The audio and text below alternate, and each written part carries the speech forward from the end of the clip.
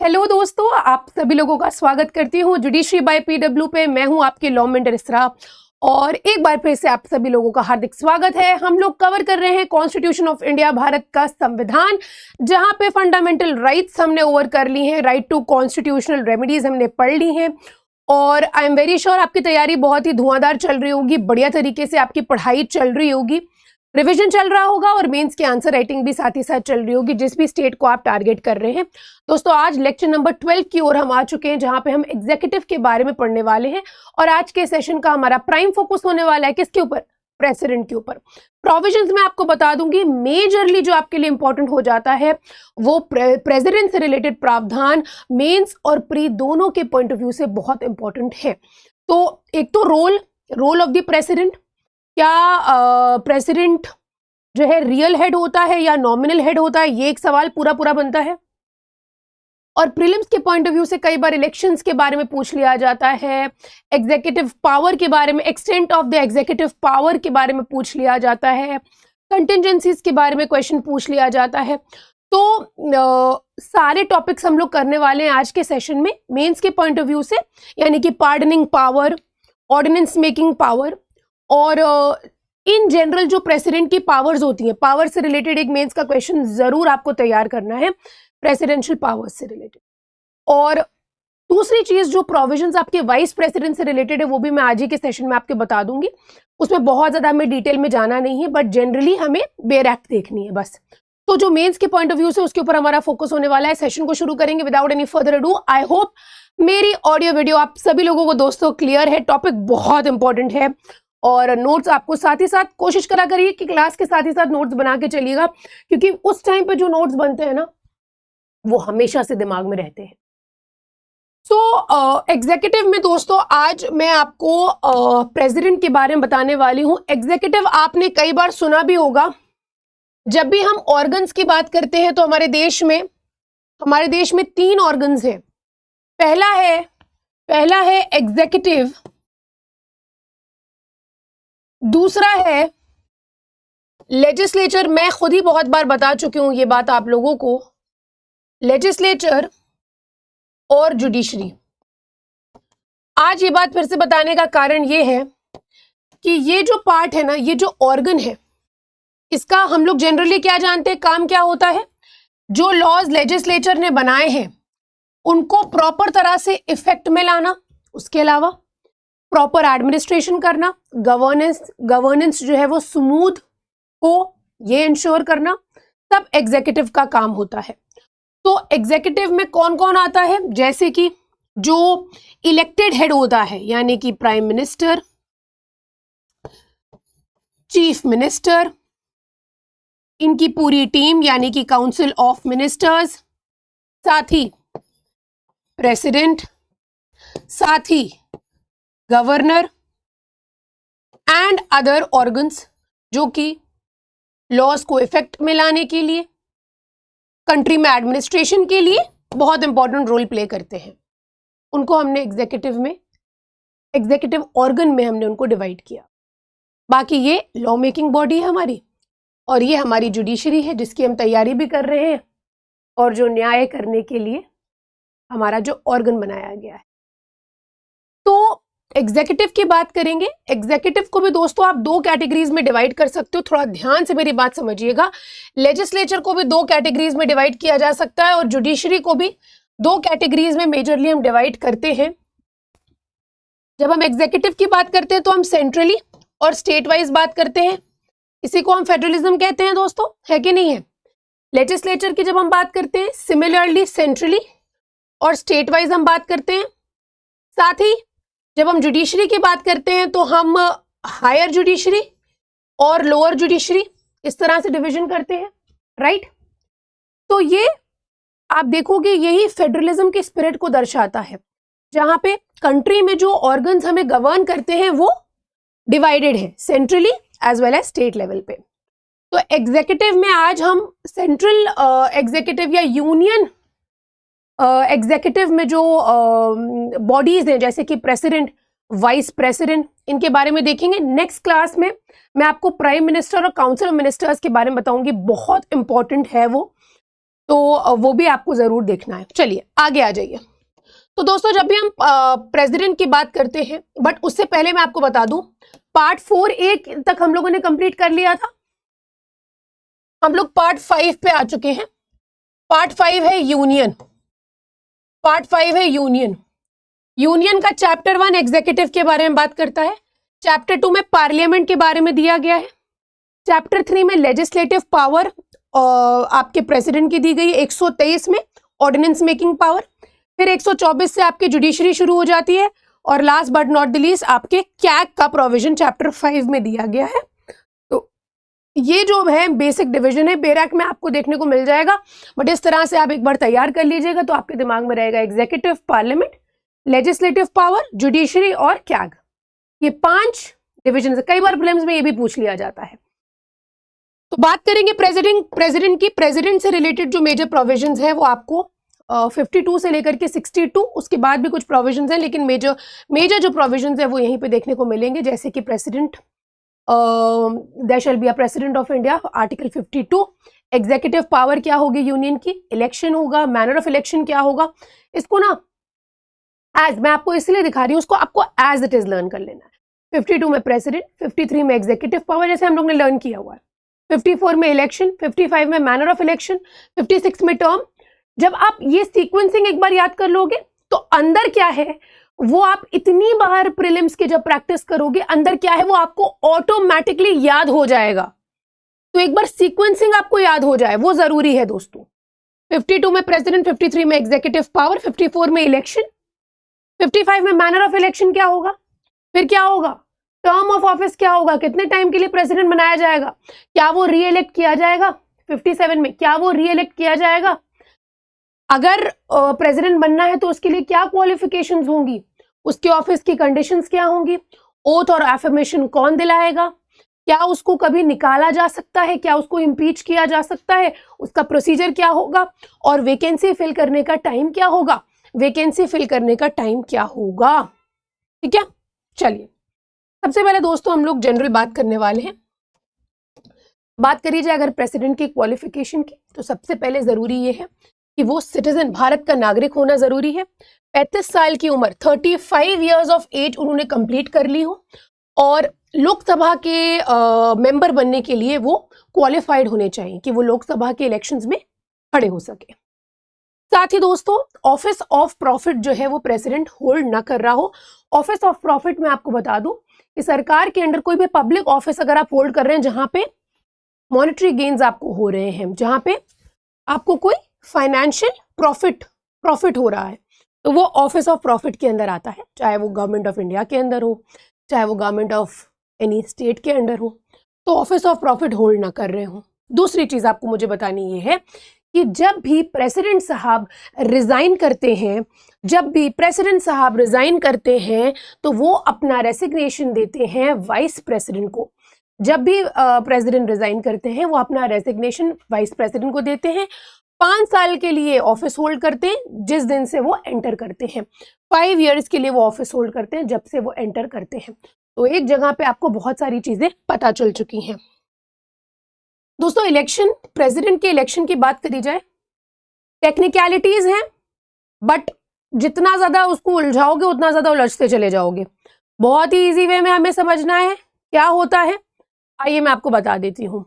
कभी भी आपसे कोई पूछता है कि प्रेसिडेंट को इलेक्ट कैसे किया जाता है, तो आपका जवाब जनरली क्या होता है, अरे पार्लियामेंट होता है, उसके अंदर स्टेट लेजिस्लेटिव असेंबली। नहीं, आपका जवाब होना चाहिए president is elected bye a electoral college. अब हम ये बताएंगे कि इलेक्टोरल कॉलेज के अंदर कौन कौन होगा। The president is elected by the members of electoral college. Then we see कि इलेक्टोरल कॉलेज के अंदर कौन कौन होगा, कौन कौन मेंबर्स होंगे, कहां कहां से होंगे। तो दोनों हाउसेस के इलेक्टेड मेंबर्स, दोस्तों याद रखिएगा इलेक्टेड मेंबर्स पे हमारा फोकस है, इस पे इलेक्टेड मेंबर्स होंगे। स्टेट लेजिस्लेटिव असेंबलीज के इलेक्टेड मेंबर्स होंगे, और साथ ही दिल्ली और पुडुचेरी जो कि यूटीज हैं, इनकी स्टेट लेजिस्लेटिव असेंबलीज के भी मेंबर्स होंगे। तो इससे हमें कुछ बातें निकल के आती हैं, मैं आपको बता दूं। पहली चीज याद रखना, इलेक्टोरल कॉलेज, इलेक्टेड मेंबर्स पे फोकस किया गया है। याद क्या रखना है हम लोगों को? हम लोगों को याद ये रखना है, इलेक्टेड मेंबर्स और नॉमिनेटेड मेंबर्स की जब बात आती है तो संविधान क्लियरली ये स्पेसिफाई करता है कि इलेक्टेड मेंबर्स ही इलेक्टोरल कॉलेज में शामिल होंगे। तो नॉमिनेटेड मेंबर्स का क्या रोल होगा? They are out, totally out. Nominated members जो होते हैं both houses of the parliament के, नॉमिनेटेड मेंबर्स जो होते हैं स्टेट लेजिस्लेटिव असेंबलीज के, the nominated members of state legislative assemblies, साथ ही मेंबर्स बोथ इलेक्टेड हो चाहे नॉमिनेटेड हो लेजिस्लेटिव काउंसिल्स के। तो जैसे लोकसभा और राज्यसभा हमें मिला हुआ है पार्लियामेंट में, वैसे ही स्टेट लेजिस्लेचर की जब हम बात करते हैं तो स्टेट लेजिस्लेटिव असेंबलीज होती हैं और स्टेट लेजिस्लेटिव काउंसिल्स भी होती हैं, विधानसभा और विधान परिषद। तो जब हम स्टेट लेजिस्लेटिव काउंसिल्स की बात करते हैं तो क्या वो पार्टिसिपेट करते हैं? वो पार्टिसिपेट नहीं करते। अच्छा, स्टेट लेजिस्लेटिव काउंसिल्स कहां कहां हैं? एक कोड है, तू भी मजा कर, ये कोड है जहां पे आपको पता, हालांकि इसमें चेंजेस हुए हैं कुछ, बट इस तरह के कोड वर्ड्स अगर आप याद रखोगे तो आपको हमेशा याद रहेगा। लेजिस्लेटिव काउंसिल्स यहां पे पार्टिसिपेट नहीं करती हैं। और साथ ही जो दिल्ली और पुडुचेरी यूटीज के इलेक्टेड मेंबर्स पार्टिसिपेट करते हैं तो वहां के नॉमिनेटेड मेंबर्स भी पार्टिसिपेट नहीं करेंगे। बात क्लियर हुई आप लोगों को? बहुत इजी चीज है। दूसरी चीज, जहां पे कोई असेंबली डिसॉल्व हो गई है, जहां पे कोई स्टेट लेजिस्लेटिव असेंबलीज का डिसोल्यूशन हो गया, डिसॉल्व हो गई है, the members cease to be qualified to vote in presidential election even if fresh elections to the dissolved assemblies are not held before the presidential election। तो अगर assembly dissolve है तो उनके मेंबर्स जो हैं वो प्रेसिडेंशियल इलेक्शंस में vote डालने के लिए हकदार नहीं होते हैं। आगे आ जाइए दोस्तों, आर्टिकल 55 आपसे डायरेक्टली नहीं पूछा जाएगा बट बच्चे बहुत ज्यादा कंफ्यूज होते हैं। इस आर्टिकल में बस आपको एक चीज का ध्यान ये रखना है कि इसमें एक शब्द आता है, पैरिटी की बात करी गई है। पैरिटी क्या? एक बैलेंस होना चाहिए, न्याय होना चाहिए, बराबरी होनी चाहिए। ऐसा ना हो कि कोई किसी को ओवर पावर कर रहा हो। तो जब प्रेसिडेंशियल इलेक्शंस की बात आती है तो वहां पे पैरिटी करने की बात करी गई और उसके लिए एक फॉर्मूला है। बस इतना आपको याद रखना है। पहली चीज क्या याद रखना है कि मैनर ऑफ इलेक्शन कहां दिया गया है? 55 में दिया गया है। क्या कहा गया है? कहा है कि पैरिटी करेंगे हम between the state legislative assemblies and between the houses of the parliament, जो मेंबर्स हैं। तो as far as practical there shall be uniformity in the scale of representation of different states at the election of the president, पहली बात बोली गई। और जब uniformity secure कैसे करी जाएगी? बराबरी होनी चाहिए, यूनिफॉर्म होना चाहिए। तो हम कैसे करेंगे? Uniformity among the states inter se as well as parity between the states as a whole and the union। Uniformity states के बीच में होनी चाहिए, यानी कि सभी स्टेट्स की बराबरी से हिस्सेदारी हो, और स्टेट और यूनियन के बीच में पैरिटी होनी चाहिए। The number of votes which each elected member of the parliament and of the legislative assembly of each state is entitled to cast at such election shall be determined in the following manner। तो इसका एक तरीका दिया गया है, वो मैं आपको फॉर्मूला बता दूंगी। इसमें एक और इंपॉर्टेंट चीज बहुत जरूरी दी गई है, वो ये है कि इलेक्शन जो है प्रेसिडेंट का वो किस तरीके से होगा। इसका मैनर मैं आपको बताऊंगी, जो फॉर्मूला की बात कर रहे थे हम। बट इसमें थर्ड जो क्लॉज है बहुत जरूरी है, ये कहता है, प्लीज इसको एज इट इज लर्न कर लीजिएगा। The election of the president shall be held in accordance with the system of proportional representation by means of single transferable vote, and the voting at such election shall be by a secret ballot। Single transferable vote, secret ballot and proportional representation। इस तरह से presidential election होता है। अब इसकी detailing में अगर आपको जाना है तो आप जा सकते हो, इनको बहुत ज्यादा डिटेल में पढ़ना है, बट आपके लिए इतना इंपॉर्टेंट नहीं है। सिर्फ इतना पढ़ लो, इतना समझ लो, बस इतना बहुत है। अब इसका फॉर्मूला क्या है, कोई आपसे पूछने नहीं आ रहा है, बट मैंने आपको डाल दिया है यहाँ पे। इस फॉर्मूला के अकॉर्डिंग यहाँ पे आप क्या करते हो, यूनिफॉर्मिटी लाते हो between the states and parity between the union and the state. State population divided by the total number of elected members in the state legislative assemblies into 1/1000. So total number of votes assigned to the members of state legislative assemblies in electoral college divided by total number of elected members of the two houses of parliament. इस तरह से किया जाता है। और reasoning देखिए, there is a parity of votes between the elected members of the house of parliament. There is a parity of votes and of the state legislative assemblies. क्यों? So that the former command the same number of votes in the electoral college, यानी कि houses of parliament के जो members हैं उनके same number of votes हो electoral college में as the latter, यानी कि स्टेट लेजिस्लेटिव असेंबलीज के अंदर। This result is achieved by the following formula which gives the number of votes available to a member of parliament in the electoral college. बस simple बात है, बात समझ आई। अब इसके और ज्यादा बेयर एक्ट का प्रोविजन अभी हम लोग देखेंगे, बस मैं जनरली आपको ये चीज बता दी है। बेयर एक्ट के अंदर क्या दिया गया है वो भी मैं आपको और ज्यादा डिटेल में बता दूंगी, जो पूरा प्रोविजन है। जल्दी से दोस्तों हम आर्टिकल 61 इम्पीचमेंट प्रोसीजर देखेंगे। इम्पीचमेंट आर्टिकल 61 के अंदर दिया गया है। अगर आपसे पूछा जाए क्या प्रेसिडेंट को कभी इम्पीच किया जा सकता है, जी हाँ, इम्पीचमेंट हो सकता है, एक ही ग्राउंड पे किया जा सकता है, वॉयलेशन ऑफ द कॉन्स्टिट्यूशन। आपको मुझे ये बताना है क्या कोई हिस्ट्री रही है भारत में किसी के इम्पीचमेंट की, या फिर क्या कभी कोई प्रेसिडेंशियल इलेक्शन भारत में प्रेसिडेंट जो है क्या भारत में इम्पीच किया गया है, इम्पीचमेंट प्रोसीजर जिसका कंप्लीट हुआ हो। Do let me know in the comment section. इसका तरीका मैं आपको बता दे रही हूँ दोस्तों। सबसे पहले क्या होता है, सबसे पहले होता यह है कि एक रेजोल्यूशन होता है जिसको मूव किया गया हो, जिससे पहले एटलीस्ट 14 दिन का नोटिस आपने दिया हो राइटिंग में। अब वो नोटिस जो है साइंड है by not less than 1/4, 1/4 total number of members of the house has been given of their intention to move their resolution. तो एक रेजोल्यूशन जो है वो मूव किया गया हो either house of the parliament में, लेकिन वो जो रेजोल्यूशन है उसके मूव करने से पहले आपने एटलीस्ट 14 दिन पहले नोटिस दिया हो। उसमें 1/4 मेंबर्स जो है उस हाउस के, उन्होंने अपना इंटेंशन व्यक्त किया हो कि हाँ हम ये रेजोल्यूशन मूव करना चाहते हैं। अब उस हाउस में दोस्तों ध्यान दीजिएगा, उस हाउस में जैसे लोकसभा भी हो सकता है, either house of the parliament हो सकता है।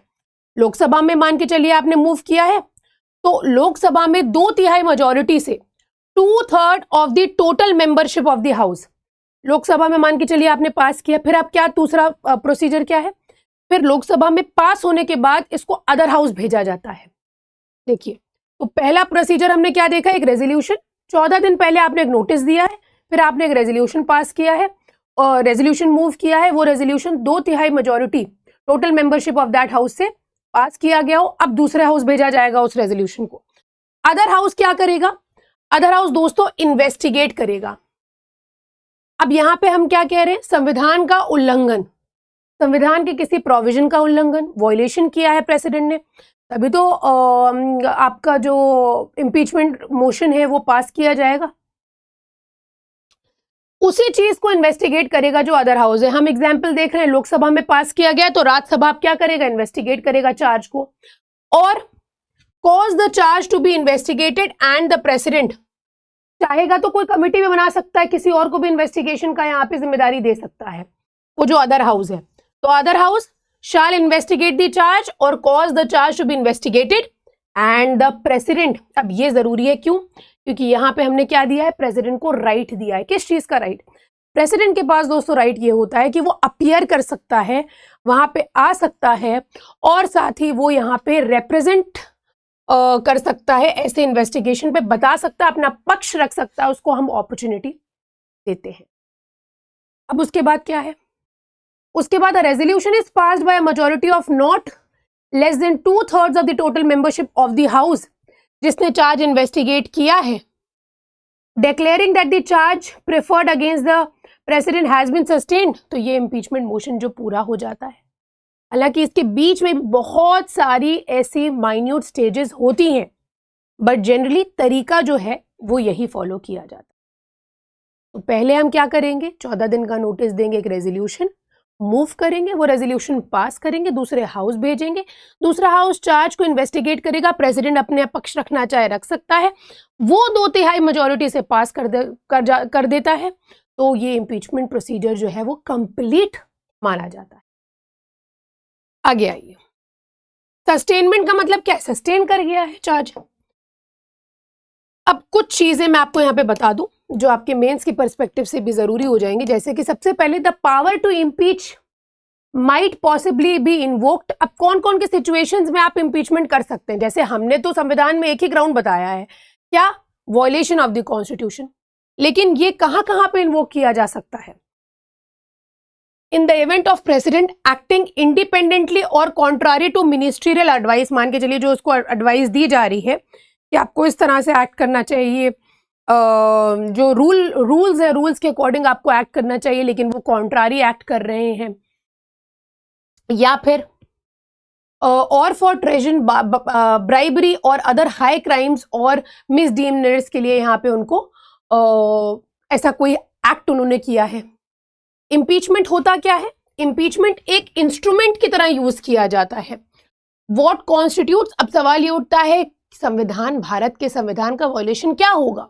What constitutes violation of constitution is a matter which is to be decided by the house जो उस चार्ज को ट्राई कर रहा है, समझ में आ रहा है। एंड हाउस जो है वो पॉलिटिकल ऑर्गन है, इसीलिए उसको एक पॉलिटिकल इंस्ट्रूमेंट कहा जाता है इम्पीचमेंट को। There is no difficulty in the House interpreting the phrase violation of the Constitution in a wider sense and regard to a violation of convention, usage, spirits as a violation of the Constitution. अगर वो House जो आपके charge को investigate कर रहा है उसको ऐसा लगता है कि कोई सेट प्रेसिडेंट है, उसको प्रेसिडेंट ने रिजेक्ट कर दिया, उसको ऐसा लगता है कि जो कन्वेंशंस हैं उनको रिजेक्ट करने में वायलेशन ऑफ द कॉन्स्टिट्यूशन है, वो हाउस कह सकता है कि हाँ चार्ज सस्टेन्ड है। आइडिया दोस्तों जो है हमने यूएस के कॉन्स्टिट्यूशन से बोरो किया है, ठीक है। The idea of impeachment has been borrowed by the US constitution. आगे आइए दोस्तों, दूसरी चीज, प्रेसिडेंट को इम्पीच किया जा सकता है सिर्फ और सिर्फ संविधान के वॉयलेशन पे, और किसी भी क्रिमिनल ऑफेंस पे हम नहीं कर सकते। भारत में इम्पीचमेंट ट्राई किया जा सकता है bye either two of the house, not necessary, जरूरी नहीं कि राज्यसभा ही करेगा, जरूरी नहीं कि लोकसभा ही करे। कोई भी ऐसा प्रोविजन हमारे संविधान में नहीं दिया गया है चीफ जस्टिस ऑफ इंडिया से रिलेटेड कि वो प्रिसाइड करेंगे ऐसी सिटिंग पे जब चार्ज प्रेसिडेंट के अगेंस्ट इन्वेस्टिगेट किया जा रहा है। लेकिन यूएसए की जब हम बात करते हैं, फॉर कन्विक्शन यूएसए में 2/3 of the members of the senate present are needed, whereas India में votes of at least 2/3 of the total membership of the house is required. इसीलिए इंडिया में जो है कन्विक्शन इम्पीचमेंट के ग्राउंड पे वो ज्यादा डिफिकल्ट होता है। क्यों, यूएसए में क्या होता है दोस्तों, यूएसए में 2/3 of the members of the senate present जो है उनके यहाँ पे सहमति चाहिए होती है, लेकिन इंडिया में टोटल मेंबरशिप की 2/3, थोड़ा और ज्यादा रिजिड हो जाता है।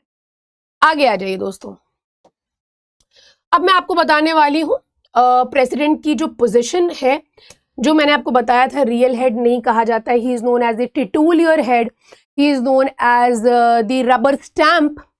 तो क्या क्या रीजंस है, घबराइएगा मत, बेयर के सारे प्रोविजंस हम लोग देखेंगे एंड में। तो अभी जो आपके एग्जाम पॉइंट ऑफ व्यू से इंपॉर्टेंट चीजें हैं जिनको हम बिल्कुल भी मिस आउट नहीं कर सकते, उनको हम करेंगे थ्योरी फॉर्म में, फिर हम बेयर के भी प्रोविजंस कंप्लीट करेंगे और आपको मैं बताऊंगी भी कि कैसे लर्न होंगे, आपको हमेशा के लिए बाय हार्ट लर्न हो जाएंगे। तो प्रेसिडेंशियल पोजीशन के पर्सपेक्टिव में आपको कुछ पॉइंटर्स है जो हमेशा याद रखने हैं। पहली बात तो ये है, जो इंग्लिश कॉन्स्टिट्यूशन के अंदर या जो ब्रिटेन में जो किंग या क्वीन की जो पोजीशन है, स्थापित पोजीशन है, वही सेम पोजीशन प्रेसिडेंट यहाँ पे इंडिया में होल्ड करके रखते हैं। वो हेड ऑफ द स्टेट तो होते हैं, स्टेट मतलब एमपी यूपी राजस्थान नहीं, state as a country whole हम लेते हैं, तो वो स्टेट के तो हेड होते हैं, लेकिन वो एग्जीक्यूटिव के हेड नहीं होते हैं, यानी कि वो सरकार के हेड नहीं होते। क्यों? क्योंकि इलेक्टेड गवर्नमेंट जो होती है उसका जो लीडर होता है वही हेड कर रहा होता है एग्जीक्यूटिव को। वो नेशन को तो रिप्रेजेंट करते हैं हर जगह। The president of India, the president of India हर जगह आपको देखने को मिलेगा, इंटरनेशनल ट्रीटीज में, कन्वेंशंस में, अग्रीमेंट्स में, मेमोरेंडम ऑफ अग्रीमेंट्स में, हर जगह आपको देखने को मिलेगा, बट रूल नहीं करते। वो एक तरह से सिंबल ही, is also known as the first citizen of India. His place in administration is that of a ceremonial device. जिस तरह से एक मतलब मैं क्या बताऊं आपको, एक म्यूजियम में जैसा एक कोई स्टैच्यू नहीं होता है, उस तरह से वो जगह होल्ड करके रखे हुए, लेकिन पावर बहुत कम है। Which the nations decisions are made known, और रबर सील होती है एक तरह की। वो ये हम कल के लेक्चर में भी देखेंगे डिटेल में। He is bound by the aid and advice of his ministers, और यानी कि council of ministers headed by the prime minister. कुछ भी दोस्तों, कुछ भी याद रखिएगा, कुछ भी बिना उनकी एडवाइस के नहीं किया जा सकता भारत में प्रेसिडेंट के द्वारा। ठीक है, तो ये कुछ चीजें हैं जो आपको ध्यान में रखनी है रिगार्डिंग प्रेसिडेंट। अब एक बहुत इंपॉर्टेंट आर्टिकल मैं आपको बताऊंगी। पहले हम लोग कर लेंगे पार्डनिंग पावर। ठीक है, पावर्स हम देखेंगे दोस्तों, डिटेल में देखेंगे। तो पार्डनिंग पावर मैं आपको पहले बता दे रही हूं। चलिए आर्टिकल 72 की बात करेंगे। आर्टिकल 72 बात करता है प्रेसिडेंट की पावर। ये पावर गवर्नर के पास भी है, मैं पहले से आपको बता दे रही हूँ। ये पावर गवर्नर के पास भी होती है और प्रेसिडेंट के पास भी होती है। आर्टिकल 72 में प्रेसिडेंट के पास पावर है पार्डन ग्रांट करने की, और साथ ही सस्पेंड करने की, रेमिट करने की, कम्यूट करने की सेंटेंसेस को कुछ केसेस में।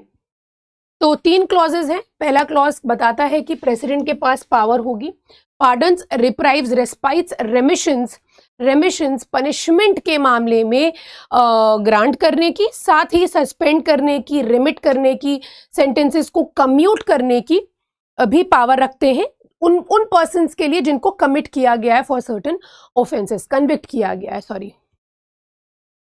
3 चीजें मैं आपको बताऊंगी। सबसे पहले कौन कौन से मामलों में प्रेसिडेंट जो है सॉरी, कौन कौन से मामलों में प्रेसिडेंट जो है पनिश कर सकते हैं, कम्यूट कर सकते हैं, या पार्डन ग्रांट कर सकते हैं, या रिस्पाइट, रिप्राइव कर सकते हैं।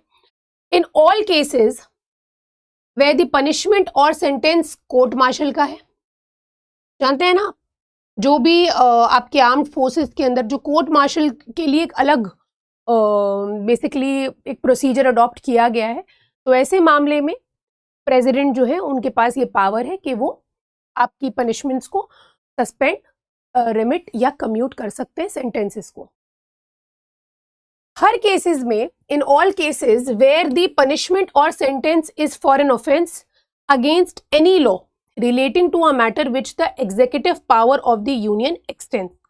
तो उन सभी मामलों में जहां पे जो भी पनिशमेंट या ऑफेंस है आपने जो कमिट किया है वो किसी ऐसे लॉ के अंडर करा है जो कि executive power of the union से रिलेटेड हो, मतलब पार्लियामेंट की पावर के अंदर वो लॉ बनाया गया हो और उसके अंदर आपने कोई ऑफेंस या आपने कोई ऐसा एक्ट किया हो जिसके अंदर आपको सजा दी जा रही है। इन all cases by the sentence is a sentence of death. तो डेथ सेंटेंस को पार्डन करने की पावर क्या प्रेसिडेंट के पास है? आर्टिकल 72 क्लॉज 1 सब क्लॉज 3 सी से पता लगता है। फिर उसके बाद सब क्लॉज 2 दोस्तों कहता है nothing in sub clause A of clause 1 shall affect the power conferred by law on any officer of the armed forces of the union to suspend, remit or commute a sentence passed by a court martial। तो मान के चलिए armed forces का कोई बड़ा अधिकारी, कोई officer है, उनके पास भी सिमिलर पावर है पार्डन ग्रांट करने की, तो प्रेसिडेंट की इस पावर से उनकी उस पावर पे कोई रोक नहीं लगी है। क्लॉज 3 कहता है नथिंग इन क्लॉज सी, ये death sentence of clause 1 shall affect the power to suspend, remit और commute a sentence of death exercisable by governor of a state under any law for the time being in force. अब इसमें देखिए एक amendment किया गया है। तो clause 3 क्या कहना चाह रहा है बेटा? क्लॉज 3 ये कहना चाह रहा है कि सब क्लॉज सी में जो दिया गया है shall not affect the power to suspend, remit or commute a sentence of death, जो कि गवर्नर के द्वारा एक्सरसाइजेबल है under any law for the time being in force. तो ये 3 क्लॉजेज हैं जो आपको आर्टिकल 72 में देखने होते हैं। आगे आ जाइए। अब इससे रिलेटेड कुछ मीनिंग्स हैं जो देखना आपको बहुत ज़रूरी है। पार्डनिंग का मतलब क्या होता है? पार्डनिंग में क्या होता है दोस्तों? पार्डनिंग में पूरी तरह से सेंटेंस जो होता है रिमूव कर दिया जाता है। removes both the sentences and completely absolves the convict from all sentences, punishments and disqualification. Punishment and sentence दोनों को यहाँ पे रिमूव कर दिया जाता है, पार्डन कर दिया जाता है आपको। कम्यूटेशन का मतलब क्या होता है? कम्यूटेशन का मतलब होता है सब्सटीट्यूट जब आप कर देते हो, substitution of punishment for a lighter form. जैसे कि अगर एक डेथ सेंटेंस है उसको आपने रिगरस इम्प्रिजनमेंट में कन्वर्ट कर दिया, फिर उसके बाद मान के चलिए रिगरस को आपने सिंपल में कर दिया, तो ये कम्यूट करा आपने। रेमिशन का मतलब क्या है? रेमिशन एक तरह से जब आप सेंटेंस को रिड्यूस करते हो, जैसे 2 साल का था आपने 1 साल कर दिया। रिस्पाइट का मतलब क्या होता है? Awarding a lesser sentence in place of one originally awarded due to some special fact. जैसे कि कोई फिजिकल डिसेबिलिटी है तो आपने क्या किया? रेस्पाइट ग्रांट कर दिया कि भाई इसकी डिसेबिलिटी के चलते हम इनको लेसर सेंटेंस देंगे। तो उसके बाद रिप्राइव। रिप्राइव का मतलब क्या होता है? स्टे कर देते हैं आप सेंटेंस के एग्जीक्यूशन को, स्पेशली डेथ के मामले में होता है, for a temporary period. Its purpose is to enable the convict to have time to seek a pardon. अब यहाँ पे क्या होता है? रिप्राइव ग्रांट करते हैं, तो ऐसे में जब आप रिप्राइव ग्रांट कर देते हो तो कन्विक्ट के पास टाइम मिल जाता है कि वो पार्डन से रिलेटेड पिटिशन कोर्ट के सामने, कोर्ट कह रही हूँ, प्रेसिडेंट के सामने पेश करता है।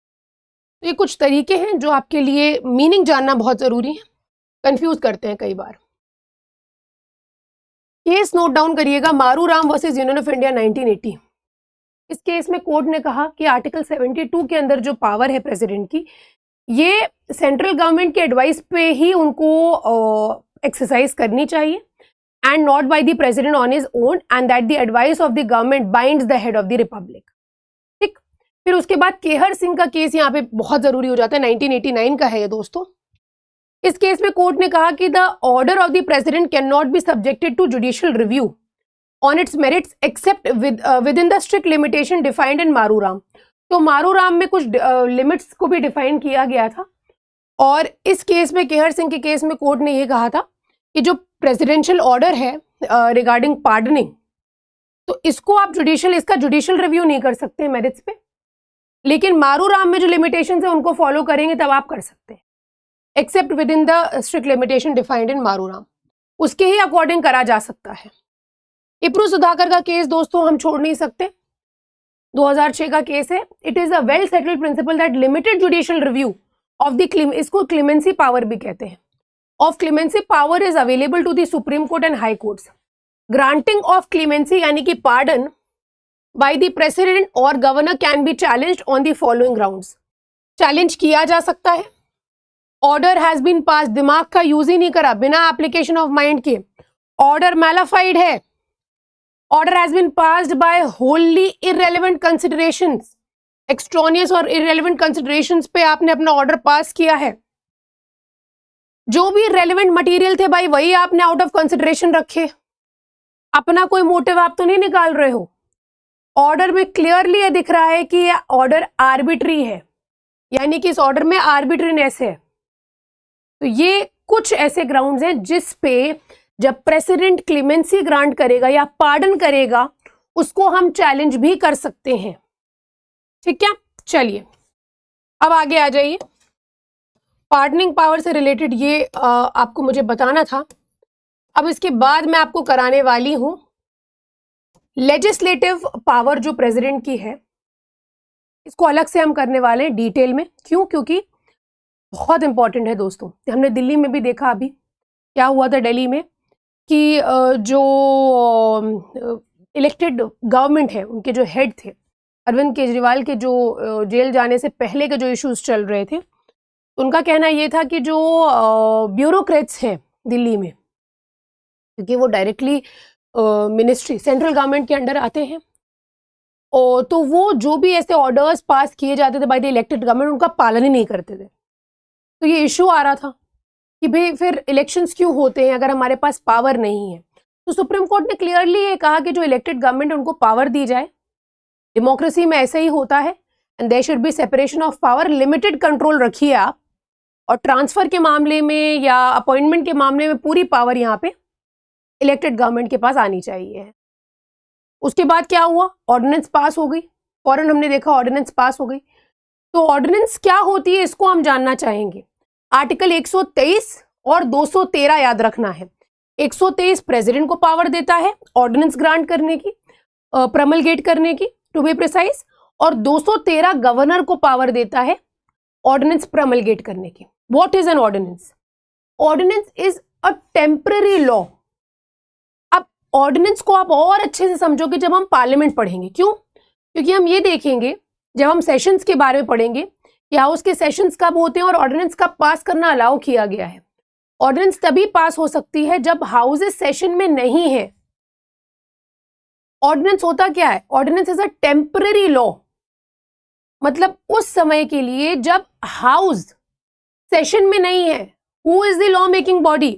The house of the parliament is the law making body. When the houses of the parliament are not in session, then who has the power to make laws? Temporary power or a limited power we have given to the president. He is subjected to the procedure given in article 123. Law पास कर सकता है, लेकिन उसको पेश करना पड़ेगा जैसे ही house session में आएगा, जैसे ही हाउस इकट्ठा होगा। बात समझ आई? तो पहला क्लॉज देखिए कहता है, if at any time except when the both houses are in session, except यानी कि सेशन में नहीं होने चाहिए।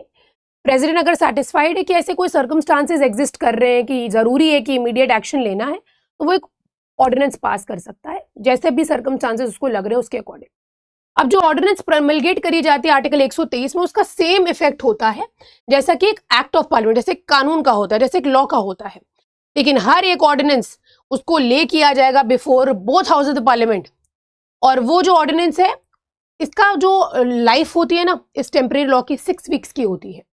6 वीक्स के लिए खाली जिंदा रहता है ये। Shall be laid before both house of parliament and shall cease to operate at the expiration of 6 weeks from the reassembly of the parliament. जैसे रीअसेंबल हुए हाउसेस, 6 हफ्ते के लिए आप जिंदा रहोगे। और if before the expiration of that period, मान के लिए 6 हफ्ते से पहले यहाँ पे उसको डिसअप्रूव कर दिया है, disapproving it are passed by both houses upon passing of second of those resolutions. यहाँ पे तब उसका अंत हो जाएगा, डिसअप्रूव अगर हो गया है। अब ये जो ऑर्डिनेंस है it may be withdrawn eight any time bye the president, president इसको विड्रॉ भी कर सकता है। एक्सप्लेनेशन यहाँ पे ये बताता है कि जब हाउस ऑफ पार्लियामेंट समन किए गए हैं रीअसेंबल करने के लिए डिफरेंट डेट्स पे, मान के चलिए दोनों हाउसेज नहीं आए एक ही समय पे, period of 6 weeks shall be reckon from the latter of those dates for the purpose of this clause. यानी कि जब दूसरा हाउस आएगा असेंबल करेगा तो तब से हम 6 वीक्स को काउंट करेंगे, क्योंकि दोनों हाउसेज असेंबल नहीं हुए, दोनों हाउसेज के सामने इसको पेश करना होता है ऑर्डिनेंस को।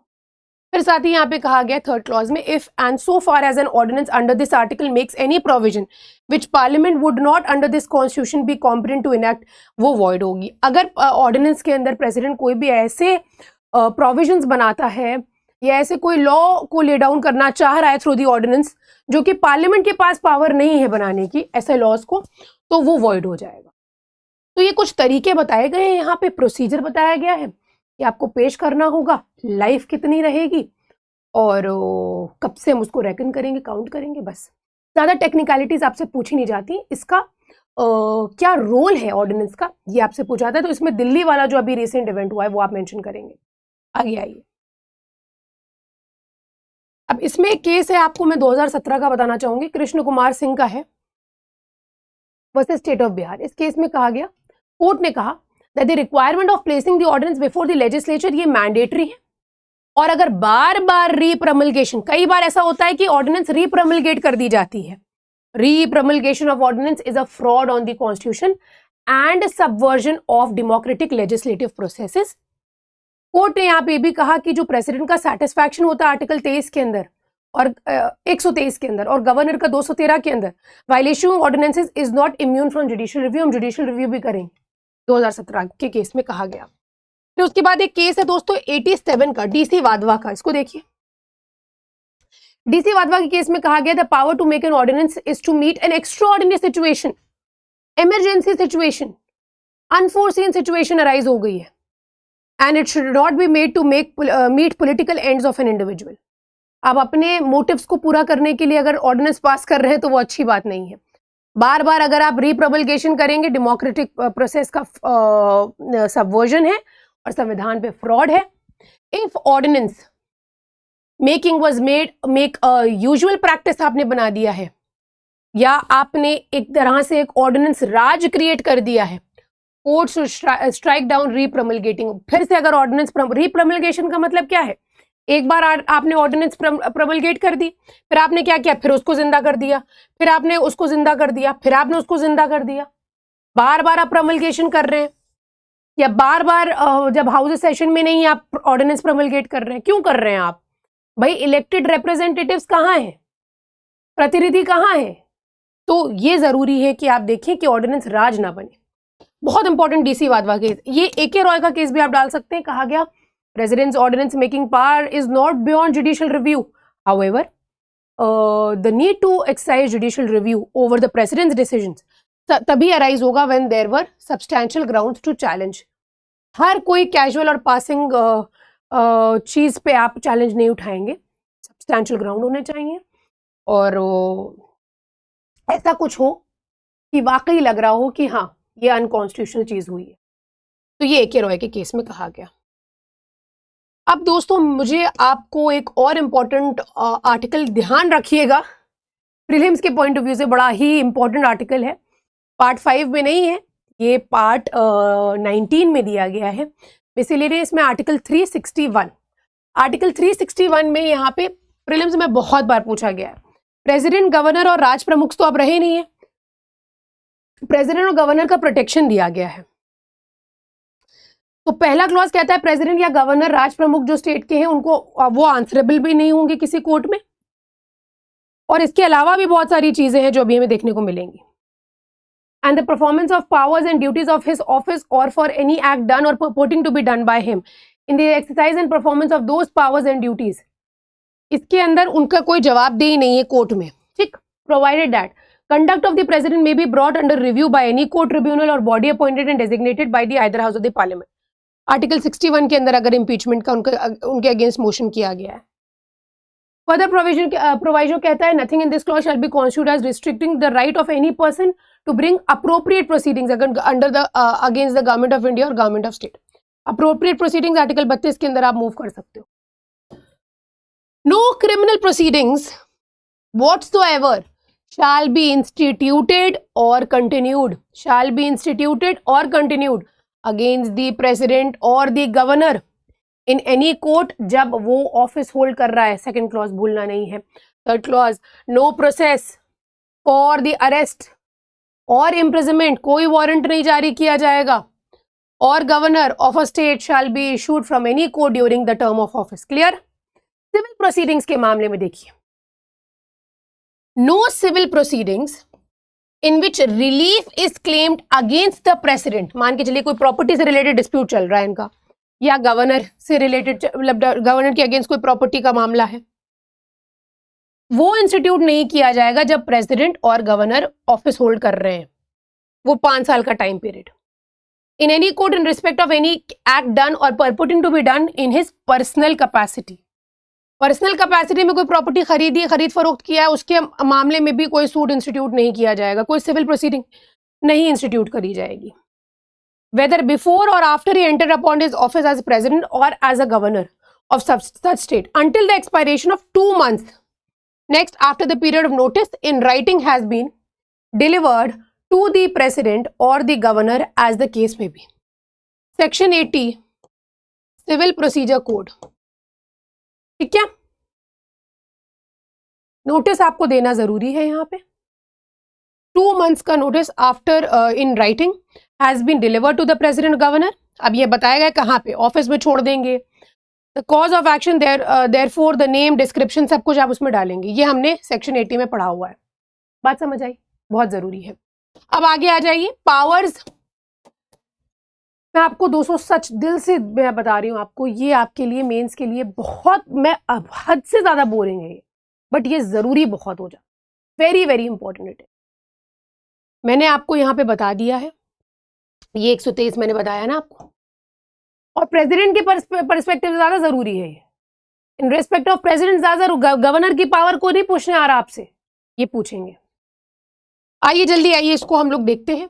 एज इट इज पीडीएफ में मिल जाएगा। देखिए, पढ़ना आपका काम है ना, और ना पढ़ना मूर्खों का काम है। एग्जीक्यूटिव पावर में आइए, सारे एग्जीक्यूटिव नेम जो गवर्नमेंट ऑफ इंडिया में होते हैं वो इनके नाम में लिए जाते हैं। वो रूल्स बना सकते हैं। प्रेसिडेंट साहब की बात हो रही है यहाँ पे। He can make rules specifying the manner in which the orders and other instruments made and executed in his name shall be authenticated. He can make rules for more convenient transaction of business in the union of and for allocation of the said business among the ministers. ये हम कल की class में article पढ़ा दूंगी मैं आपको। फिर अपॉइंटमेंट के मामले में देखिए, prime minister, other ministers appoint किए जाते हैं इनके द्वारा, ऑफिस होल्ड करते हैं इनके प्लेजर ऑफ द प्रेसिडेंट भी पढ़ाऊंगी मैं आपको। अटॉर्नी जनरल ऑफ इंडिया, और इनका रेम्युनरेशन भी यही डिटरमाइन करते हैं। Attorney general holds office during the pleasure of the president. एक जगह पे नहीं मिलेगा, उठाना पड़ेगा हर आर्टिकल से आपको। मैं एक जगह पे आपको दे रही हूं। किसको किसको कैग को अपॉइंट करते हैं, ऑडिटर जनरल। एक जगह पे लिख लेना सब कुछ, अपॉइंटमेंट कौन कौन करता है, क्योंकि ये भी प्रीलिम्स का क्वेश्चन है। चीफ इलेक्शन कमिश्नर को, अदर इलेक्शन कमिश्नर्स को, यूपीसी के चेयरमैन को, गवर्नर्स को, यूपीसी के मेंबर्स को भी, फाइनेंस कमीशन के चेयरमैन और मेंबर्स को भी। याद रहेगा। आगे आइए। Seek any information relating to administration of affairs of union, proposal for legislation from the prime minister. इनकी ये ड्यूटी है, कर सकते हैं, पावर है इनकी। Require prime minister to submit for consideration of the council of ministers any matter on which a decision has been taken by a minister but which has not been considered by the council. अभी तक की council ने consider क्यों नहीं करा है, prime minister से कहेंगे इनको कंसिडर करवाइए। कमीशन अपॉइंट कर सकते हैं इन्वेस्टिगेट करने के लिए इनटू द कंडीशंस ऑफ एससीज, STs and other backward classes. Inter state council यहाँ पे अपॉइंट कर सकते हैं सेंटर स्टेट रिलेशंस को प्रमोट करने के लिए, इंटर स्टेट कोऑपरेशन के लिए। यूटीज को एडमिनिस्टर करते हैं through administrators appointed by him. किसी भी एरिया को डिक्लेयर कर सकते हैं as schedule area and as powers with respect to administration of schedule areas and tribal areas. दोस्तों ठीक, आगे आइए। शेड्यूल बताइएगा, schedule areas and tribal areas के से रिलेटेड एक शेड्यूल भी है। लेजिस्लेटिव पावर्स में समन कर सकते हैं, प्रोरूक कर सकते हैं पार्लियामेंट को, dissolve Lok Sabha, summon a joint sitting both houses of the parliament which is presided over by the speaker. जब कोई दुविधा होती है रिगार्डिंग एनी लॉ, कोई डिस्प्यूट होता है between both the house of the parliament, तो एक जॉइंट सिटिंग बिठाई जाती है। मैं आपको पार्लियामेंट कराऊंगी तो कराऊंगी उसमें, तो उसको बुलाता कौन है? सम्मन का मतलब क्या है? बुलाना एक तरह से। तो प्रेसिडेंट बुलाता है, उसको हेड स्पीकर करते हैं। Addresses the parliament at the commencement of the first session after each general election and first session of each year. Send messages to the House of Parliament. Appoint any member of the Lok Sabha to preside over its proceedings. जब offices नहीं है speaker के, deputy speaker के, vacant है। मैं आपको बता दूं, पार्लियामेंट में प्रीलिम्स के पॉइंट ऑफ व्यू से सिर्फ चीजें इंपॉर्टेंट है। बिल्स मैं आपको करा दूंगी मेंस के पॉइंट ऑफ व्यू से, हम लोग आर्टिकल्स ही देखेंगे बस। अब इसके बाद जो आपको मेंस के पॉइंट ऑफ व्यू से इंपॉर्टेंट है वही मैं क्लास में कराऊंगी। नॉट वेरी इंपॉर्टेंट कि हम हर चीज में जाएं, क्योंकि obviously there are restrictions and हमने बैचेस में बहुत ज्यादा डिटेल में ऑलरेडी देखा हुआ है। ठीक है। He can appoint any member of Rajya Sabha to preside over its proceedings when the offices chairman, deputy chairman के नहीं है। 12 मेंबर्स को नॉमिनेट करते हैं राज्यसभा से from persons having special knowledge, practical experience, literature, science, art और सोशल सर्विस में। We know that.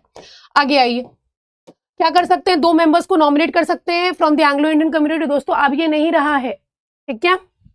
He decides on questions as to disqualification of members of parliament in consultation with election commission.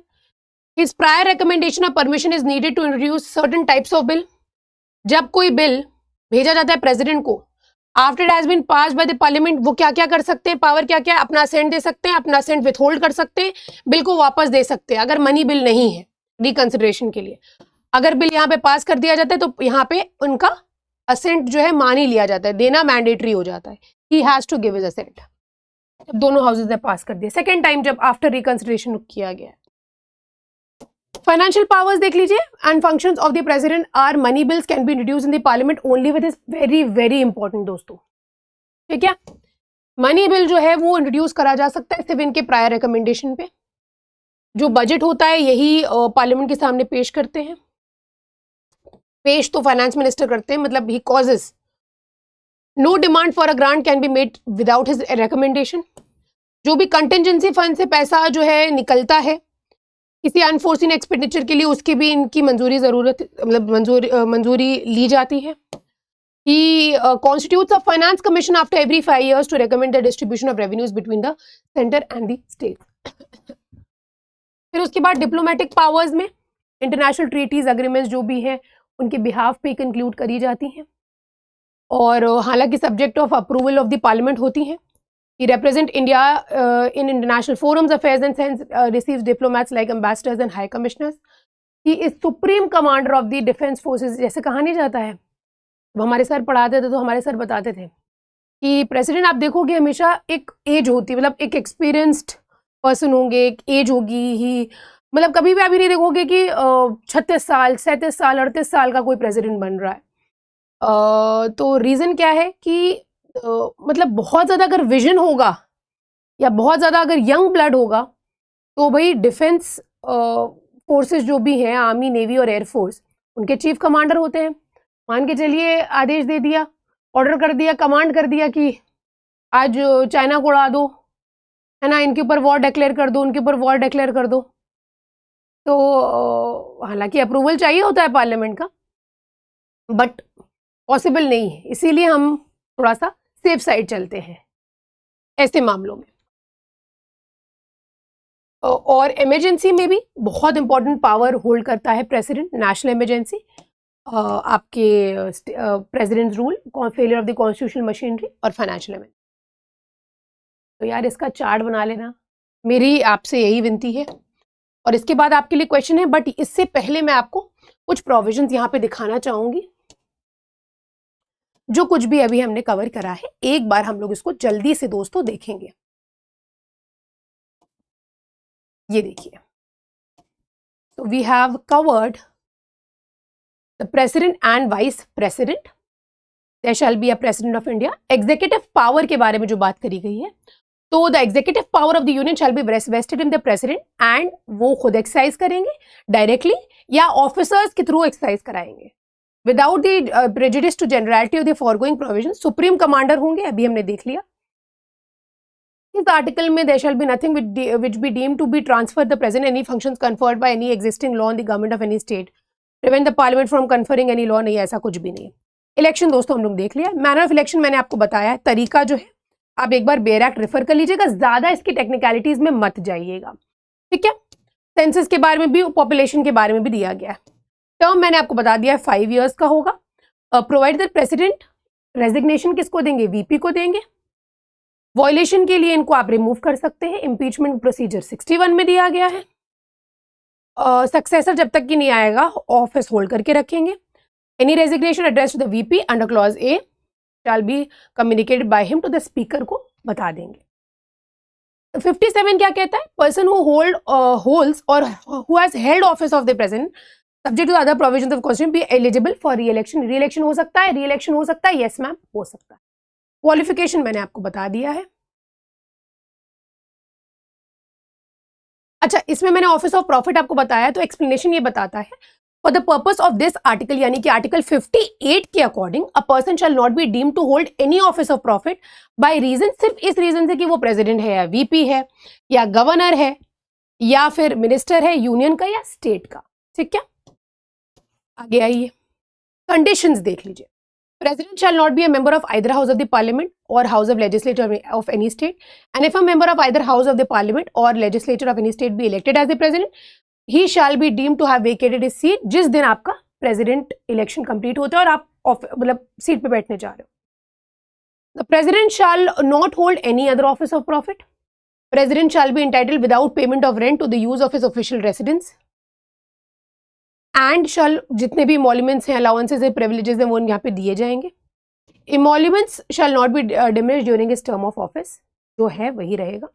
Oath, every president and every person acting as a president discharging the functions shall, CJI यहाँ पे oath दिलवाते हैं। जब वो absent हो गए तो senior most जज जो सुप्रीम कोर्ट के वो दिलाएंगे, और ये इनकी ओथ है, 60 में दी गई है। 61 इम्पीचमेंट मैंने आपको बता दिया है। 62 में वैकेंसी है, an election to fill a vacancy caused by the expiration term of office shall be completed before the मतलब उसको हम कंप्लीट करेंगे before the expiration of term. An election to fill vacancy in the office of the president occurring by reason उनकी death हो गई है या resign कर दिया, उन्होंने रिमूव कर दिया गया है, उसको और otherwise shall be held as soon as possible after and in no case later than 6 month. 6 month के अंदर अंदर आपको इलेक्शंस कंप्लीट कराने हैं. And the person elected to fill vacancy shall be subject to provision article 56. Office hold करेंगे full term of 5 years from the date on which he enters upon the office. फिर मैंने आपको बताया था vice president से related provision आपको बता दूंगी. वाइस प्रेसिडेंट के बारे में 63 में दिया गया है दोस्तों. 64 में दिया गया है कि वाइस प्रेसिडेंट जो है वो एक्स ऑफिशियो चेयरमैन होंगे किसके, राज्यसभा के. 64 में दिया गया है. प्रोवाइजो इसका कहता है during any period when the vice president acts as president और डिस्चार्जेस फंक्शन. 65 में एक्चुअली पावर है कि वाइस प्रेसिडेंट जो है प्रेसिडेंट की तरह एक्ट कर सकते हैं या यहाँ पे उनके फंक्शंस को भी कंटिजेंसी के टाइम पे कर सकते हैं, वैकेंसीज के टाइम पे. He shall not perform the duties of vice president. वो सॉरी राज्यसभा के चेयरमैन की वो नहीं करेंगे और ड्यूटीज जो हैं, और सैलरी अलाउंसेस भी यहाँ पे नहीं मिलने वाले हैं. फिर वाइस प्रेसिडेंट एक्ट करेंगे एज प्रेसिडेंट कब कब, in the event of occurrence, अगर वैकेंसी है, डेथ रीजन, डेथ है, रेजिग्नेशन है, रिमूवल हो गया. Otherwise vice president shall act as president until the date on which a new president is elected.